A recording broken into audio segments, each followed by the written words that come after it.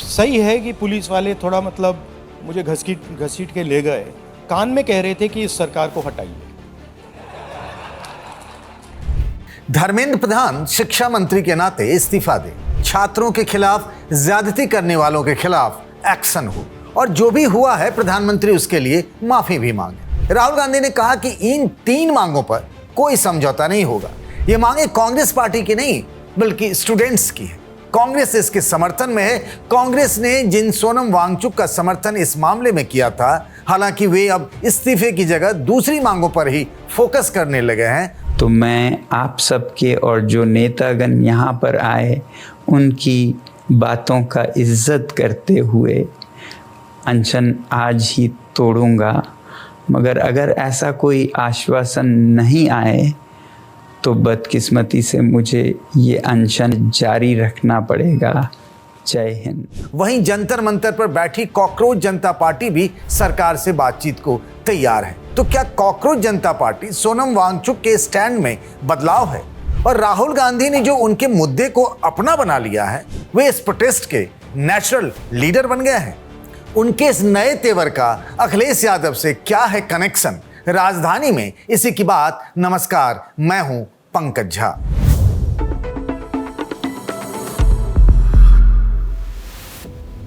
Agenda तो राहुल गांधी ही set कर रहे हैं। वे चाहते हैं कि संसद चले, लेकिन उनकी ही शर्तों पर। शर्त या फिर यूं कहें कि मांग, जिसे वे छात्रों का बताते हैं। राहुल जब किसी बात पर अड़ जा रहे हैं तो मोदी सरकार को उनके पास जाना पड़ रहा है। प्रधानमंत्री नरेंद्र मोदी के घर के बाहर जब राहुल बैठ गए तो केंद्रीय मंत्री जितेंद्र सिंह को 2 दफा उन्हें मनाने जाना पड़ा, लेकिन राहुल नहीं ही माने। बात यह थी कि सदन में पेपर लीक, पुलिसिया अत्याचार पर चर्चा हो। अमित शाह, नितिन नवीन, जेपी नड्डा जैसे सीनियर नेताओं की इस पर बैठक हुई। क्या करना चाहिए? वहां बात चली कि हमने तो पेपर लीक के आरोपियों के खिलाफ काफी सारी चीजें कर ली हैं, तो चर्चा में अपना पक्ष रखने का एक मौका भी मिल सकता है। इसके बाद सरकार चर्चा के लिए तैयार हो गई। मैसेज को लोकसभा अध्यक्ष के जरिए विपक्ष तक पहुंचाया गया। अब इसके बाद सदन चलेगा या नहीं, ये देखने वाली बात होगी। पर आज यहां भी कांग्रेस ने एक ऐसी शर्त रख दी।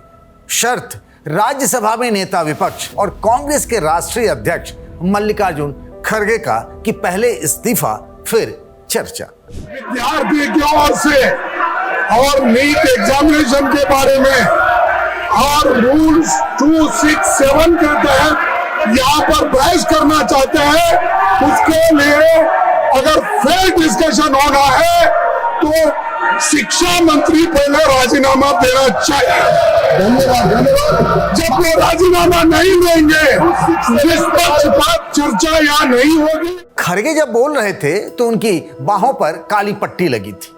ये आज कांग्रेस पार्टी का एक तरीके से ड्रेस कोड था। तय किया था खुद राहुल गांधी ने, जो स्टूडेंट्स के साथ 20 जुलाई को और फिर राहुल गांधी और कांग्रेस नेताओं के साथ 21 जुलाई को दिल्ली पुलिस ने किया। यह उसका विरोध प्रदर्शन जताने का तरीका था। संसद में इस मांग पर यह जताते हुए कि अखिलेश की भी राय वही है।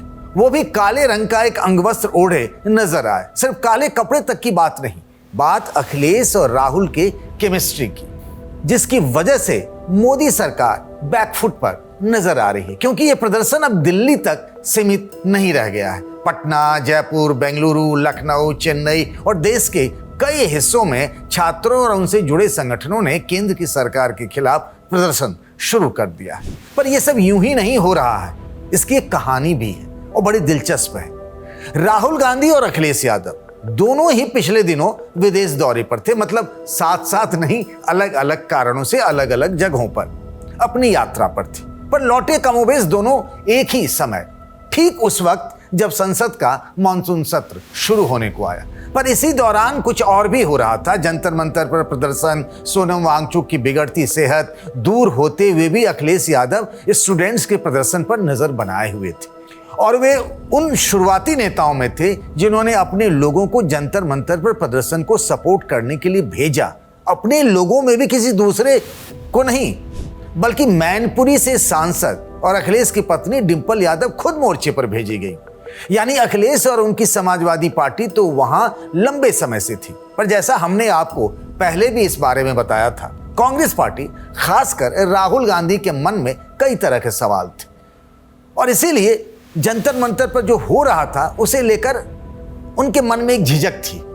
हिचक ये थी कि हम जब ऑलरेडी छात्रों की गूंज नाम से प्रोटेस्ट कर रहे हैं तो फिर किसी और के बैनर तले क्यों जाया जाए। सो मानसून सत्र के पहले दिन जब संसद मार्च के लिए छात्र आगे बढ़ चुके थे, राहुल गांधी कुछ देर सदन में ही थे, बाहर निकले, लेकिन तब इस पूरे मामले पर वे मौन रहे। लेकिन उस दिन कुछ और भी हुआ था जिससे राहुल का स्टैंड ही बदल गया। यानी राहुल के मन में जो एक कंफ्यूजन की स्थिति थी, इस प्रदर्शन, विरोध, लोगों के बीच नाराजगी को लेकर, खासतौर से देश के युवा वर्ग में, वो सब बदल रहा था। राहुल संसद परिसर में जब अपने दफ्तर में थे, यानी लीडर ऑफ अपोजिशन वाले ऑफिस में, तो वहां अखिलेश यादव अचानक से पहुंच गए। प्रियंका गांधी वाड्रा वहां पहले से मौजूद थी। करीब घंटे भर इनकी आपस में बातचीत हुई और यही तय हुआ कि कैसे साथ मिलकर अब आगे इन छात्रों के आंदोलन पर हमें आगे बढ़ना है। कांग्रेस पार्टी तो तब तक इस समझ के साथ आगे बढ़ रही थी कि राम मंदिर में हुई चढ़ावे की चोरी पर सदन में चर्चा हो, जिसका नोटिस पार्टी के कुछ सांसदों ने दिया भी था। लेकिन अखिलेश यादव के मन में कुछ और चल रहा था। उनके एजेंडे पर, मतलब उनके एजेंडे में पहले नंबर पर अब पेपर लीक और छात्रों की नाराजगी आ चुकी थी। शाम तक राहुल गांधी और अखिलेश यादव दोनों एकमत हो चुके थे। अखिलेश यादव तब से और ज्यादा एक्टिव दिखने लगे हैं जब से 28 सांसदों वाली तृणमूल कांग्रेस टूटकर अब बस 8 सांसदों की पार्टी भर रह गई है। उद्धव ठाकरे और अरविंद केजरीवाल की पार्टी के भी कई सांसद अब एनडीए की तरफ आ चुके हैं।